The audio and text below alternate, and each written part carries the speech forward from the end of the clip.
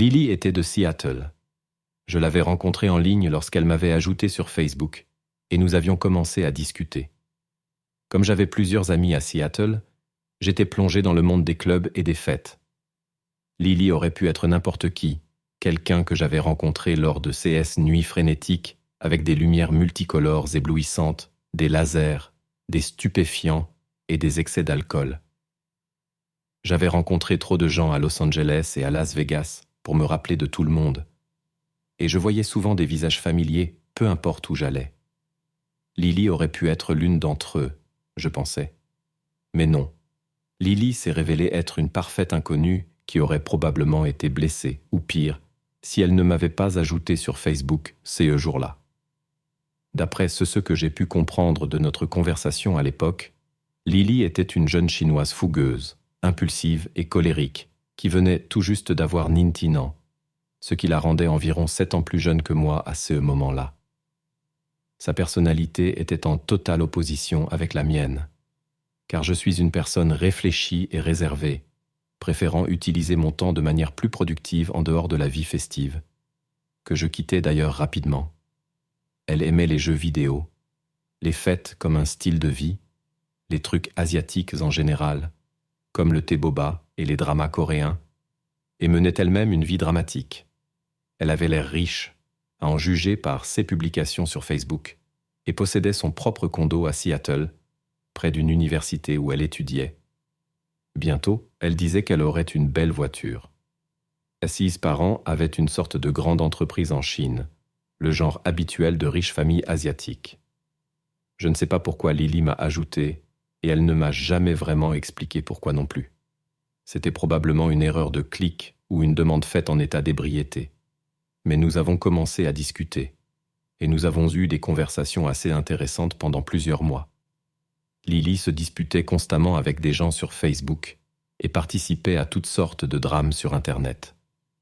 Elle passait au moins 3 heures par jour à retoucher des selfies et à provoquer des gens sur les réseaux sociaux, comme je l'ai découvert lorsque je l'ai finalement rencontrée.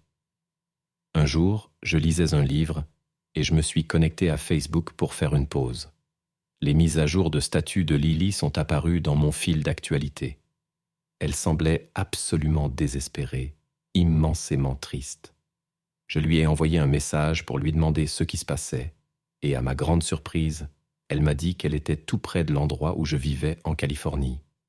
Elle avait déménagé de Seattle après que ses parents l'avaient coupée financièrement et n'avait pas de voiture. Elle comptait sur un chèque de son nouveau locataire pour son condo et n'avait pas d'argent jusqu'à ce que celui-ci arrive. L'ami de Lily avait accepté de la laisser rester chez elle pendant 2 semaines, mais le petit ami de son ami avait décidé de la mettre, elle et son chat, à la porte.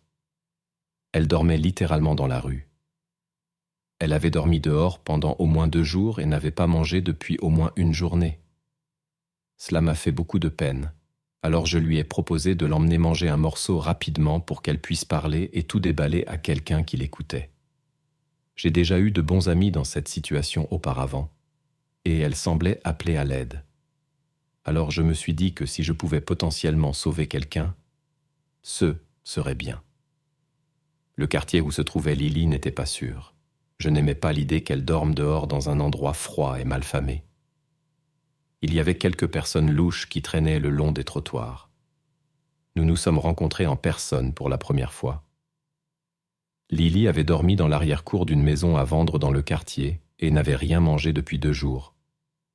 C'était vraiment incroyable, mais je pouvais dire qu'elle ne mentait pas. J'ai mis sa valise dans mon coffre et Lily est montée sur le siège passager. Elle avait visiblement pleuré, ses yeux étaient gonflés et son nez rouge. Je l'ai emmenée dans l'un de mes restaurants japonais préférés, un izakaya bon marché où nous avons mangé du ramen chaud et quelques plats chauds d'accompagnement. Elle m'a expliqué sa situation, et il semblait vraiment qu'elle n'avait pas d'autre option que d'attendre dehors pendant 1 semaine, jusqu'à ce que son argent arrive. Après le repas, j'ai décidé que je ne pouvais pas la laisser dehors, affamée, à endurer les éléments, avec le risque d'être attaquée. Je lui ai donc proposé de rester chez moi jusqu'à la date qu'elle avait indiquée, qui était dans 1 semaine. Je lui ai assuré que cela ne me poserait aucun problème, mais que c'était à elle de décider si elle voulait me faire confiance, sans pression. Lily a accepté. Elle n'avait pas beaucoup d'affaires, donc elle s'est installée facilement dans ma chambre après le dîner. Je me suis assis par terre pour continuer mes études pendant qu'elle se reposait dans mon lit, un repos bien mérité. Je dormais sur le sol, ce qui la faisait se sentir mal, mais je l'ai rassurée en lui disant que j'avais l'habitude de dormir par terre, surtout pendant les étés chauds, ce qui était vrai. Je ne pouvais pas décemment la faire dormir par terre. Lily était déprimée et n'avait pas grand-chose à faire, alors elle est restée chez moi, utilisant mon ordinateur pour chercher du travail et jouer avec mes chiens pendant que je partais travailler chaque jour. Pendant les quelques jours suivants, je lui apportais de la nourriture pendant mes pauses déjeuner et je faisais ou achetais des portions supplémentaires pour le dîner après le travail.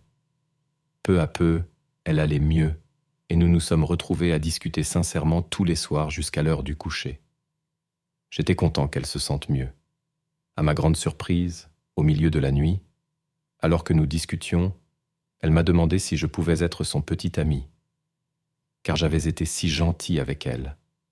Elle m'a dit que j'avais été bon avec elle au moment où elle en avait le plus besoin, que je n'avais pas été un creep et qu'elle m'avait trouvé attirant lorsqu'elle m'avait ajouté sur Facebook, encore plus lorsqu'elle m'avait rencontré en personne.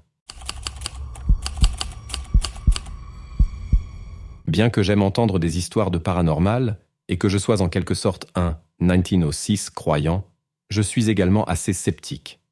Cela dit, cette histoire me fait encore douter de mes croyances. Un peu de contexte. En 2012, j'ai déménagé à travers le pays pour aller dans l'État de Washington. Mon ex-mari était dans l'armée et nous étions amoureux. J'ai quitté ma maison, ma famille, tous mes amis et la plupart de mes biens. Il ne voulait pas que je me rapproche des autres épouses de la marine, disant qu'elles auraient une mauvaise influence sur moi, alors nous n'avons pas emménagé sur la base. 1 an après avoir vécu dans un petit appartement, notre relation est devenue plus toxique et frôlait l'abus, mais je continuais à trouver des excuses. J'avais mis trop de temps à trouver un travail. Il était très stressé par son travail, et il était littéralement tout ce que j'avais là-bas, donc j'étais trop dépendante de lui. Chaque fois que la situation devenait insupportable, il partait en mission, et tout semblait se remettre à zéro, comme si nous revenions à la phase de lune de miel. À la fin de cette année-là, j'en avais assez. J'étais fatigué de me sentir seul, même quand il était à la maison. Ces sautes d'humeur étaient trop fréquentes, et quand il m'ignorait, c'était encore pire. Juste au moment où j'étais prête à partir, j'ai découvert que j'étais 2013 enceinte. Soudainement, il est devenu un mari attentionné qui insistait pour que nous déménagions dans une plus grande maison, dans un meilleur quartier, pour élever notre enfant. J'ai suivi, croyant sincèrement que les choses allaient s'améliorer. Nous avons fini par emménager dans une maison dans une petite communauté, assez éloignée de tout. Le magasin le plus proche était à environ 30 minutes, et pendant un certain temps, les choses semblaient s'améliorer un peu. Il était plus occupé que jamais sur le bateau, et il était rarement à la maison. Quand il l'était, il redevenait peu à peu le monstre bipolaire qu'il avait été à l'appartement. Quelques semaines après avoir emménagé dans la maison, il a de nouveau été déployé. J'étais livré à moi-même, déballant nos affaires et m'installant, quand j'ai trouvé des preuves qu'il me trompait probablement. C'est là que l'histoire commence vraiment. J'étais en pleine dépression, mes hormones étaient complètement déréglées, ce qui n'arrangeait rien. Je ne quittais jamais la maison à moins d'y être obligé, et j'ai commencé à remarquer des choses étranges. Des lumières qui s'allumaient dans des pièces où je n'allais jamais. La porte qui reliait la maison au garage s'ouvrait toute seule. Je savais que ce n'était pas moi, car j'avais peur du garage. Pas pour des raisons paranormales, mais simplement parce que je détestais les araignées. Plus je déprimais, plus je remarquais des choses. La maison ne me semblait plus vide. Les portes s'étaient entr'ouvertes alors que je les gardais toujours fermées. Les placards étaient légèrement ouverts, ce qui m'énervait beaucoup. J'étais une grande fan de jeux vidéo, donc je passais la plupart de mon temps à jouer à *Mass Effect 3*, sur la Xbox 360 ou à regarder Netflix dans mon salon. Nous avions un Kinect, mais je l'utilisais rarement car il détectait souvent ma main quand je caressais mon chien pendant que je regardais des films sur Netflix. Un jour, alors que j'étais assise dans mon fauteuil inclinable, le Kinect détectait une main qui semblait lui faire signe, alors que j'étais seul. Je me suis dit que ça pouvait être n'importe quoi, alors j'ai allumé la télécommande et effacé l'écran. Quelques minutes plus tard, ça recommence. Cette fois-ci, la petite main traverse l'écran et quitte le film que je regardais. À ce moment-là, j'étais morte de peur, mais je ne voulais rien reconnaître. Alors j'ai simplement lancé mon jeu et essayé d'ignorer ce qui se passait. Le lendemain, j'ai reçu un email de mon mari qui m'a mise en colère. Je ne pouvais pas le confronter à ceux que j'avais découverts, car les taux de suicide chez les marins qui recevaient de mauvaises nouvelles par email étaient trop élevés, et la marine aurait simplement retenu mon email sans jamais lui transmettre. Seize, je t'aime, vide, et ces promesses de jours meilleurs ne faisaient que m'agacer davantage. Un peu plus tard, le Kinect a de nouveau détecté une main. Mais cette fois, il montrait une silhouette complète, assise sur mon canapé. Des larmes ont coulé sur mes joues alors que je me suis levé aussi calmement que possible, pris mon chien et mes clés, et je suis sorti. Je n'avais nulle part où aller, pas d'amis ni de famille à ce moment-là. Alors j'ai simplement conduit jusqu'à ce que je doive aller aux toilettes. Mon plan était d'ignorer ce qui se passait. Quoi que ce soit, cela ressemblait plus à un colocataire silencieux qu'à quelque chose de menaçant. Mais les choses ont commencé à s'aggraver. Mon chien a commencé à suivre quelque chose autour de la maison, et même à recevoir des morceaux de nourriture si je laissais quelque chose sur le comptoir. Mon chien est un petit chihuahua, il n'aurait jamais pu monter seul sur le comptoir. La télévision changeait de chaîne si je quittais la pièce. Je me suis habitué à dire « ce n'est pas si mauvais comme émission » chaque fois que cela arrivait. Quand mon mari est rentré à la maison, l'atmosphère dans la maison est devenue suffocante. Les portes claquaient. Nous quittions la maison et à notre retour, elle semblait avoir été envahie par du papier toilette, où tous nos vêtements étaient éparpillés partout. Puis mon mari repartait en mission, et les choses restaient actives, mais de manière moins colérique. Peu de temps après la naissance du bébé, les choses sont devenues étranges. Mon mari était plus souvent à la maison, et nous nous disputions sans arrêt. Il ne voulait rien savoir de moi ou du bébé, et je ne dormais plus du tout. Je rentrais du travail à l'école. Une femme d'âge moyen roulait bien en dessous de la limite de vitesse sur la voie rapide, sans personne devant elle sur l'autoroute. Je l'ai donc dépassée et j'ai rapidement pris une sortie. Nous sommes passés sur une route locale près de chez moi, avec beaucoup moins de trafic, mais avec des feux de signalisation. Elle s'est retrouvée à ma gauche lorsque nous nous sommes arrêtés à un feu rouge. J'avais besoin de tourner à gauche au prochain feu, mais elle roulait de nouveau très lentement. Je suis donc entré dans la voie de virage derrière elle, avant qu'elle ne puisse gêner les gens derrière nous. Je ne me suis pas dépêché, mais je lui ai laissé beaucoup de temps et d'espace pour se placer devant moi dans la voie de virage, même si j'y étais entré avant elle. La dame a fait le virage à gauche, puis a essayé de tourner immédiatement à droite sur la rue après notre virage à gauche sur la route locale. Comme la dame tournait à droite, j'ai changé de voie sur la gauche pour éviter de freiner, car je n'avais pas besoin de tourner. Elle a baissé la vitre côté conducteur et m'a fait un doigt d'honneur en réponse. Je lui ai klaxonné en passant près d'elle en plein virage. Gardez à l'esprit qu'il y avait un autre conducteur qui essayait de tourner à gauche dans la direction où je me dirigeais et qui était complètement confus. Mon klaxon l'a mise en colère, et soudain elle est passée de l'allure d'un escargot à celle d'une panthère, effectuant un demi-tour en plein virage et manquant de peu de heurter une autre voiture, dépassant facilement le double de sa vitesse habituelle. Elle a zigzagué devant le conducteur confus qui attendait pour tourner à gauche, est allée à contresens pour me suivre et a coupé directement devant ce conducteur pour se placer derrière moi. Elle a continué à me coller au pare-choc. Je roulais relativement lentement dans une zone résidentielle, donc elle a pu facilement faire son virage fou, que j'ai observé dans mon rétroviseur, et me rattraper. Je n'ai même pas pris la peine de freiner brusquement devant elle.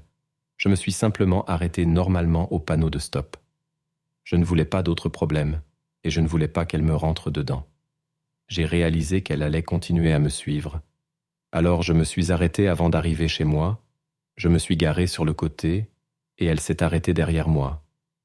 Je ne savais pas à l'époque que c'était une femme, mais la personne qui conduisait derrière moi était manifestement furieuse. Elle est sortie de la voiture avec un couteau à la main. J'ai vu la lame briller sous le soleil de l'après-midi quand je suis sorti de mon véhicule.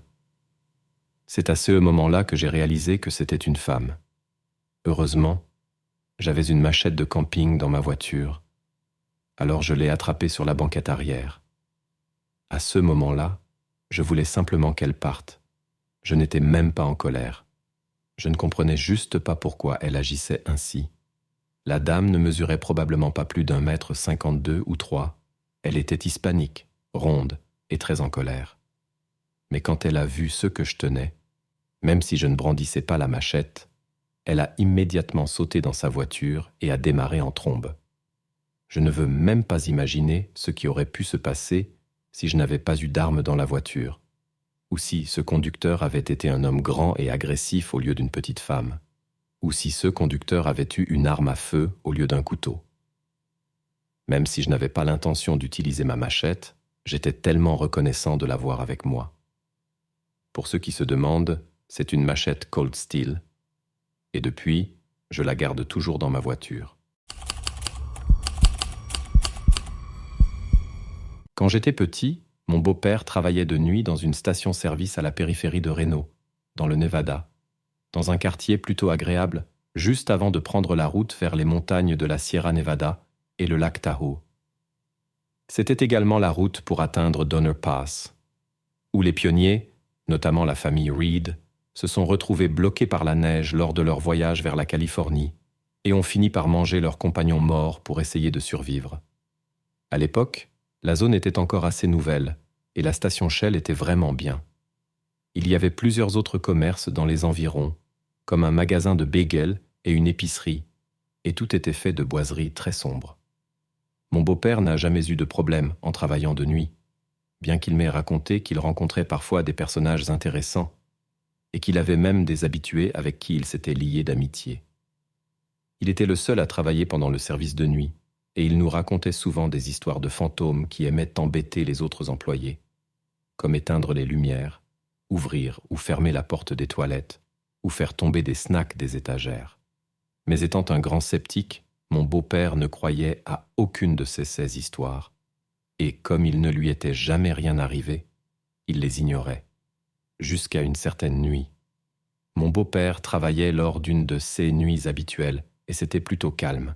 Il n'avait eu que quelques clients, principalement pour faire le plein d'essence, et comme c'était une station avec paiement à la pompe, presque personne ne venait dans le magasin. Il jouait donc sur son téléphone, en jetant de temps en temps un coup d'œil aux portes ou au moniteur de sécurité pour voir si quelqu'un arrivait, mais la station était déserte. Il retourne à son jeu quand il entend les portes coulissantes électroniques s'ouvrir et le son de la cloche au-dessus de la porte retentir. Mon beau-père pose son téléphone et lève les yeux pour saluer le client. Mais il ne voit personne. Il appelle, mais personne ne répond. Il regarde la caméra de sécurité, mais il ne voit personne dans le magasin à part lui, et il n'y a aucune voiture à la station ni sur le parking. Il commence à se sentir un peu bizarre, puisque les portes ont des capteurs et ne s'ouvrent que lorsqu'elles détectent quelqu'un s'approchant. Mais il met cela sur le compte d'une farce ou d'un dysfonctionnement et retourne à son jeu. « Bonjour !» entend-il, une voix aussi claire que le jour, juste devant lui. Sa tête se relève immédiatement pour répondre au client qu'il n'a clairement pas vu entrer, mais il n'y a toujours personne. Il se sent encore plus bizarre, mais il se convainc qu'il a peut-être imaginé la voix ou que le son provenait de son téléphone ou de la radio. Et puis, il entend les cris. Il dit que les cris d'une femme sont venus de nulle part, et ils étaient si forts et si glaçants qu'il a sursauté et laissé tomber son téléphone. Mon beau-père est un homme plutôt imposant, mesurant environ 1m88 et un peu corpulent. Il n'a pas l'habitude d'avoir peur, mais ses cris l'ont terrifié au point qu'il n'arrivait plus à réfléchir correctement. Il a couru hors du comptoir et a vérifié les allées, mais il n'y avait personne. Il a vérifié les toilettes et le placard d'entretien, mais toujours personne. Cependant, les cris continuaient, toujours aussi forts. Il a alors pensé qu'il y avait peut-être une femme à l'extérieur, blessée ou attaquée. Il court dehors vers l'endroit d'où il pense que les cris viennent, mais il n'y a personne. Le parking est vide, il n'y a ni personne ni voiture. Il fait le tour de l'arrière du magasin mais ne trouve toujours rien. Et tout aussi soudainement que les cris avaient commencé, il s'arrête. Il retourne à l'intérieur et vérifie les bandes de sécurité pour voir s'il a manqué quelque chose. Mais à part lui courant comme un idiot dans et hors du magasin, il ne voit rien d'autre. Le lendemain, lorsqu'il quitte son poste et que son collègue prend la relève, il lui raconte ce qui s'est passé, en balayant cela comme une simple farce. Un idiot qui essayait de le piéger. Mais la réponse de son collègue a été très différente. Et même si mon beau-père ne croit en aucune sorte d'activité paranormale, ces mots lui sont restés en mémoire toutes ces années plus tard. « Ah, donc tu l'as entendu aussi. » Je suis une fille de Seventinans. Et tout cela s'est passé quand j'étais à l'école primaire. Je ne me souviens plus de quelle classe j'étais. J'étais dans l'une de mes classes à l'étage, en train de parler avec quelques amis. Je m'assoyais près de la fenêtre, donc j'avais une vue assez dégagée sur le toit et le paysage autour de l'école. J'observais la petite plage à côté du terrain de football quand, tout à coup, j'ai vu 2 hommes marcher sur le toit. Cela ne m'a pas inquiété, car nous avions souvent des ouvriers de maintenance là-haut pour réparer le toit, donc je n'ai pas informé la maîtresse pour cette raison.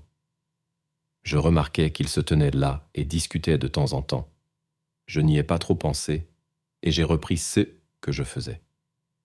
Certains autres élèves de ma classe ont commencé à remarquer les hommes et les ont pointés du doigt en direction de la maîtresse.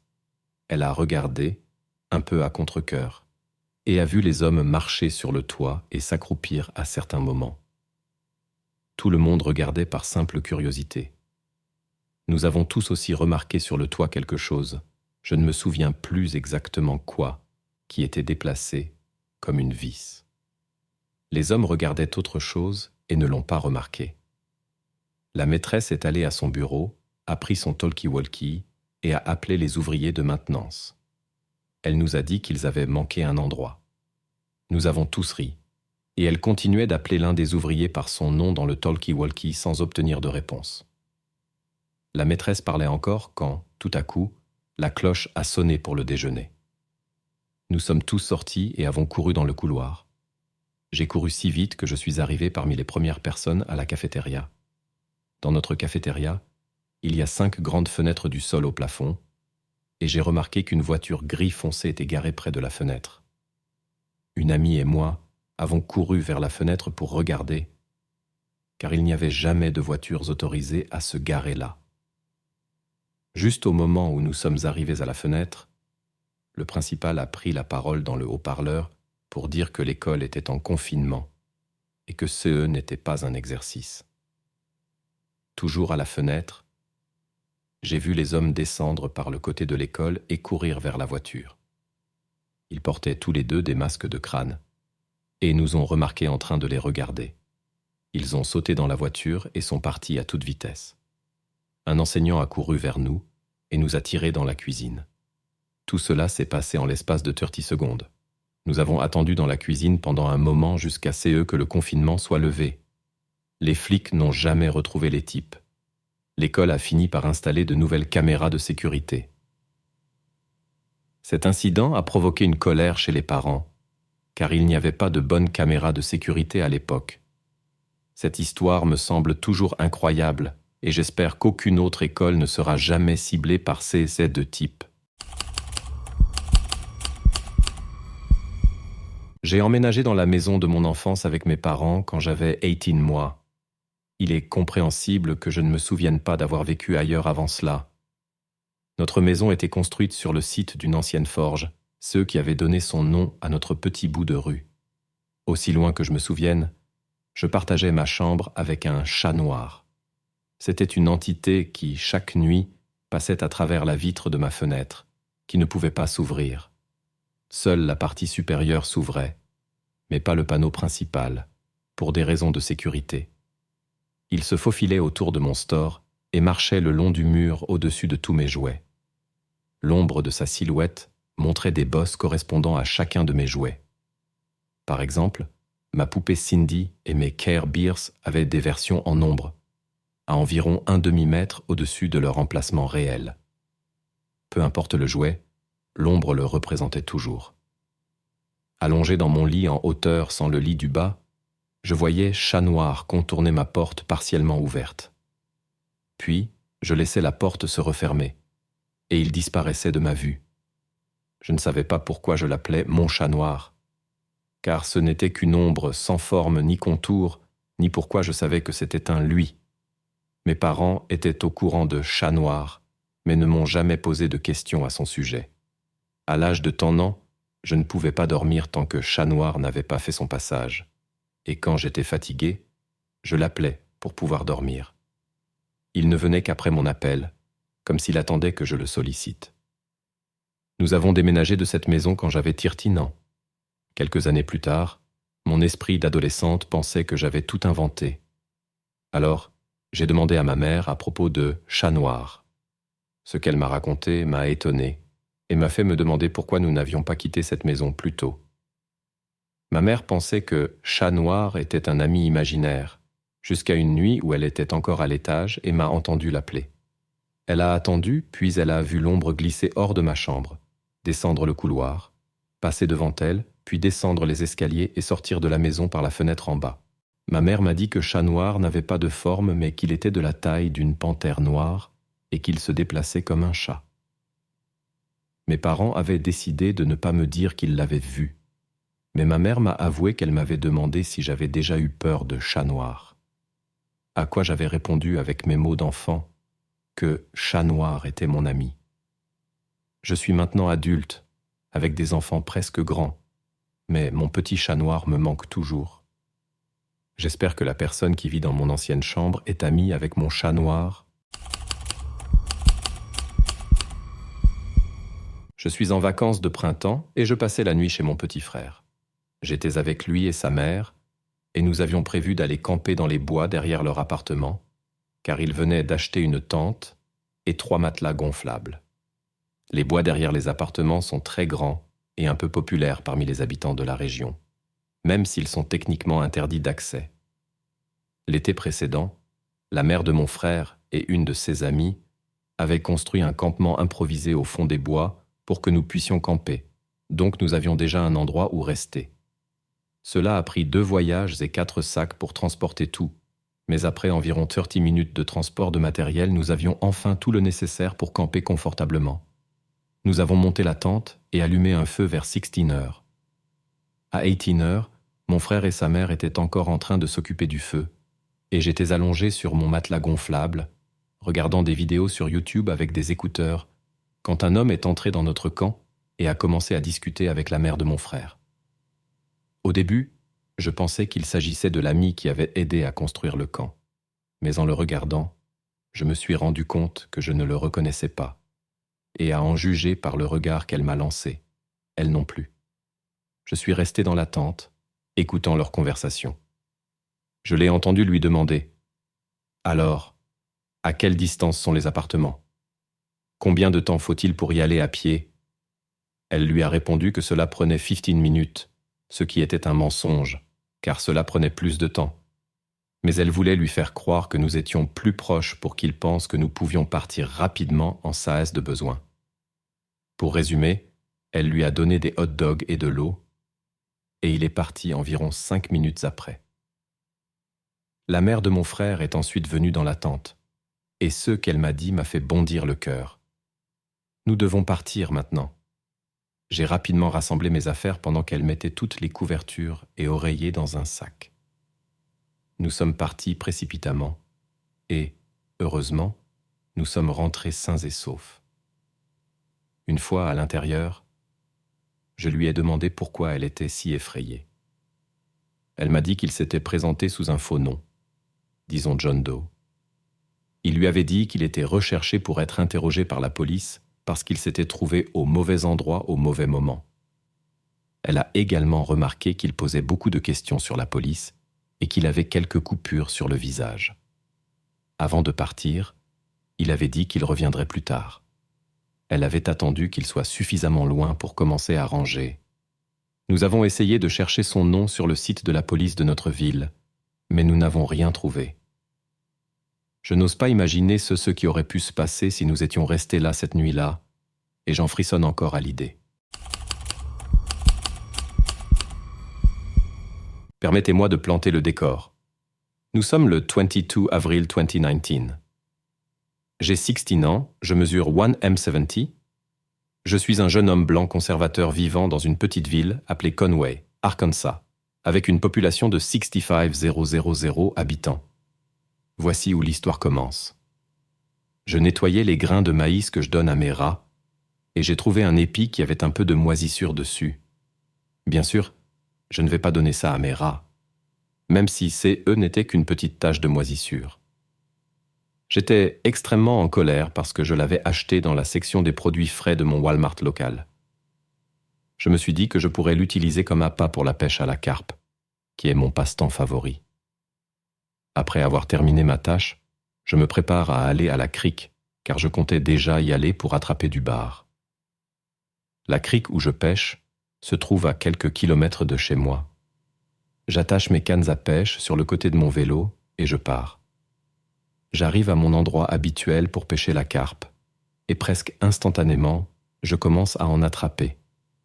Je suis sur le bord de la crique quand j'entends l'un des bruits les plus horribles que j'ai jamais entendus.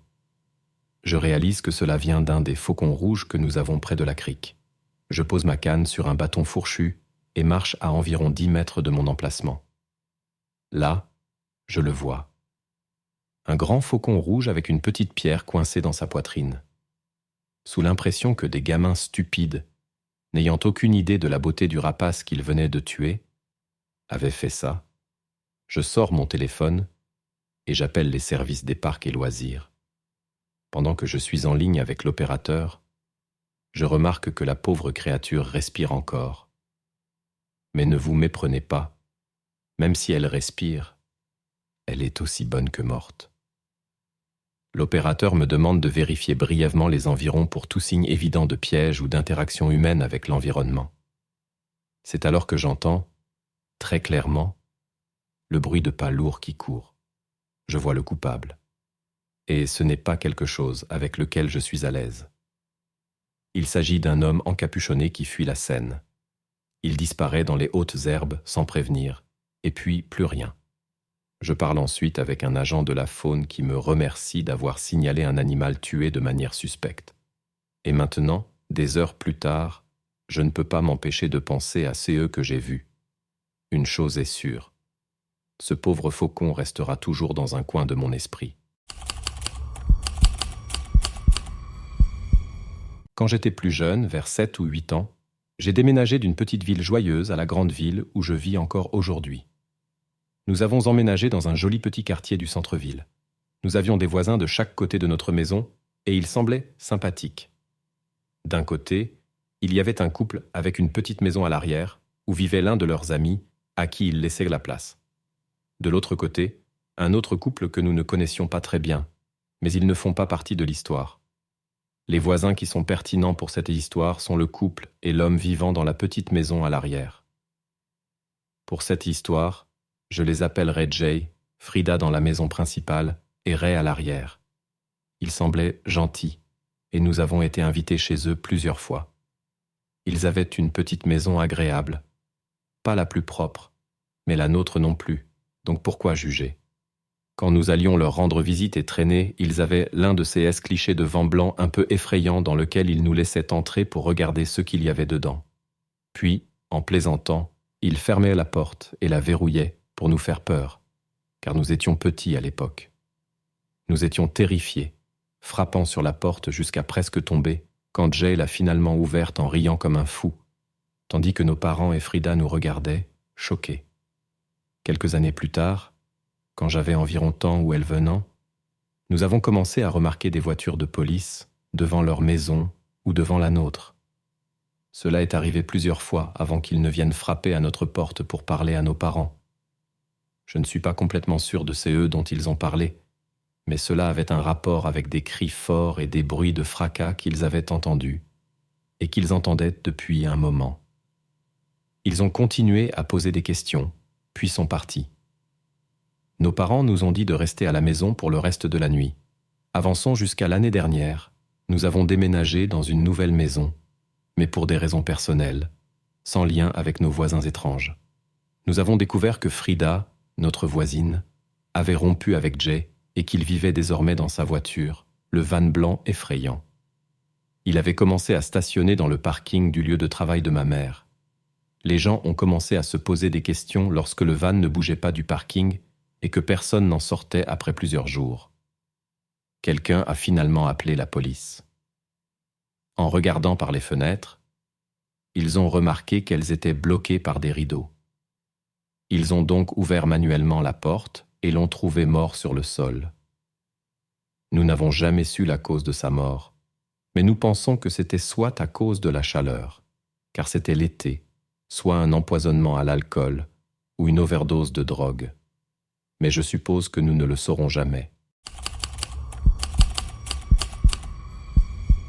Je suis une jeune fille néerlandaise dans la vingtaine.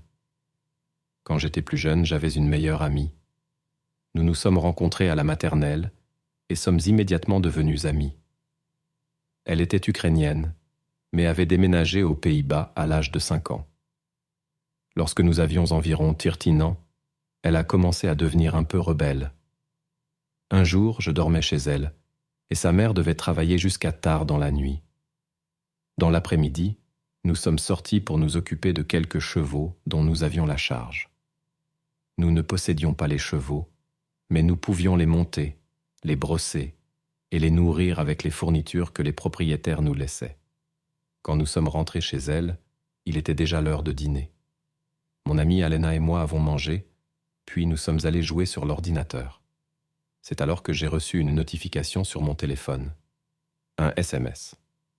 À l'époque, WhatsApp n'existait pas encore. C'était l'époque des textos et de MSN. Je ne sais pas si tout le monde connaît ça dans d'autres pays, mais c'était une application de messagerie. Le message disait quelque chose comme « Faites attention ce soir ». Nous étions évidemment très confuses et un peu effrayées, mais mon amie n'avait pas facilement peur. Elle voulait répondre « Qui est-ce ?» Mais quand nous avons essayé d'ouvrir le message, nous ne l'avons pas trouvé. Le message avait d'une manière ou d'une autre été déplacé dans les brouillons de mon téléphone, où les messages sont écrits mais pas envoyés. Étant jeunes et naïves, nous n'y avons pas trop prêté attention. Nous regardions la télévision et commencions à somnoler, puis j'ai reçu un autre message. Déjà fatigué. À ce moment-là, nous avons pensé que quelqu'un nous faisait une farce ou qu'un de nos amis passait par la maison de mon ami. Nous n'avons pas répondu, mais nous étions plus éveillés. Nous sommes sortis pour acheter des snacks et des boissons énergisantes. À la caisse, j'ai reçu un autre message. Ai-je dit que tu pouvais acheter des boissons énergisantes ? Ce message était très jugeant et agressif, et comme des adolescentes stupides, nous ne l'avons pas pris à la légère. Nous avons répondu « Oui, un problème avec ça ?» Le prochain message est arrivé dans la minute. « Oui, n'achète pas ça. » Nous avons évidemment ignoré le message et acheté les boissons énergisantes. Nous avons ensuite marché dans notre village et nous nous sommes assises sur des balançoires près de chez mon ami, en buvant nos boissons. C'est alors que nous avons reçu un autre message. J'ai dit non. Là, nous avons commencé à être vraiment suspicieuses, car cela semblait savoir exactement ce que nous faisions, comme si quelqu'un nous observait en temps réel. Nous sommes rentrés chez elle, avons fermé tous les rideaux et avons pensé que c'était fini. Mais, une fois à l'intérieur, les choses ont commencé à devenir étranges. Mon téléphone à continuer à recevoir des messages avec des symboles étranges comme des pourcentages, des « et » et des tirets bas. Je m'en souviens encore très clairement, et cela a commencé à vraiment nous faire peur. Nous avons voulu en parler à nos amis, alors nous avons allumé son ordinateur et ouvert MSN. Mais chaque fois que nous essayions d'écrire un message, seuls les symboles de pourcentage, les « et » les tirets bas apparaissaient. Nous avons vite éteint l'ordinateur et sommes montés à l'étage, dans sa chambre. Alena est allée aux toilettes, laissant la porte ouverte car nous étions trop effrayés pour la fermer. Alors qu'elle était aux toilettes, le robinet d'en face s'est soudainement ouvert et l'eau a commencé à remplir le lavabo. Elle a vite fini et l'a refermé. Alors qu'elle se lavait les mains, la porte s'est soudainement claquée. Alena a crié comme je ne l'avais jamais entendu, a ouvert la porte et a couru vers moi. Nous nous sommes réfugiés dans sa chambre, terrifiés. Nous étions blottis sur son lit quand j'ai reçu un autre message. « Tu as peur maintenant ?» À ce stade, je voulais appeler Alena ou ma mère, mais Alena est devenue très silencieuse et m'a chuchoté « Je sais quoi faire ». Elle m'a dit de sortir pour nous changer les idées et aller voir les chevaux.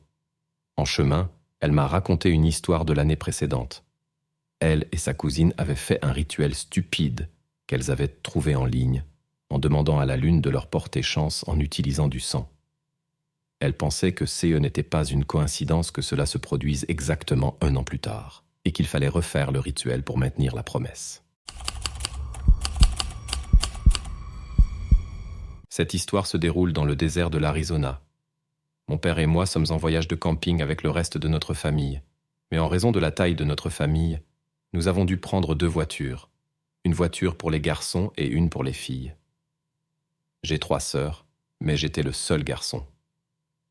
3 heures plus tard, la nuit commence à tomber, rendant la conduite plus difficile avec seulement un phare qui fonctionne. Mon père décide alors que nous devrions nous arrêter et camper là pour la nuit. J'étais d'accord tant que nous dormions dans la voiture. Ce n'est pas vraiment du camping, mais si je devais choisir entre un siège de voiture et le sol, alors on peut en parler. Quoi qu'il en soit, il a accepté. Nous avons quitté la route pour rouler sur le sable, entouré de cactus à perte de vue. Nous avons commencé à sombrer dans le sommeil, mais je n'y arrivais pas, car j'étais un peu insomniaque, ce qui ne me dérangeait pas, car cela me permettait de regarder le ciel étoilé. Et puis, j'ai entendu un hurlement perçant, comme celui d'une créature humanoïde criant dans le vaste désert. Au début, j'ai pensé que c'était un coyote, mais les coyotes ne font pas ce genre de bruit.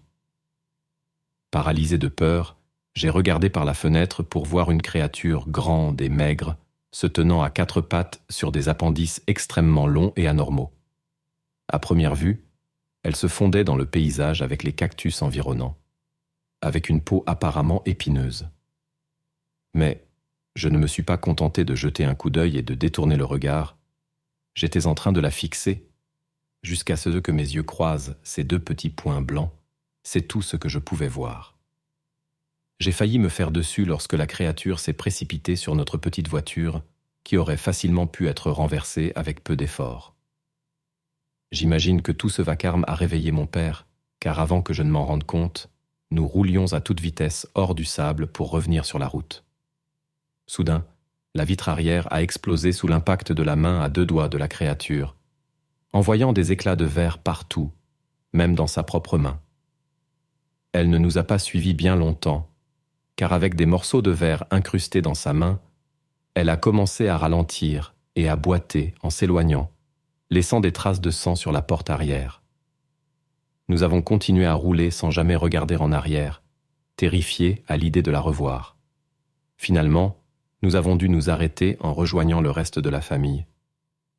Nous partagions tous les mêmes expressions sur nos visages, un regard de terreur gravé à jamais. Ce jour-là est un jour que je n'oublierai jamais. Je suis un homme dans la vingtaine et je vis dans le Dakota du Sud. J'ai de l'expérience en Wicca et je n'ai pas eu beaucoup de mauvaises expériences, mais il y en a une dont je me souviens.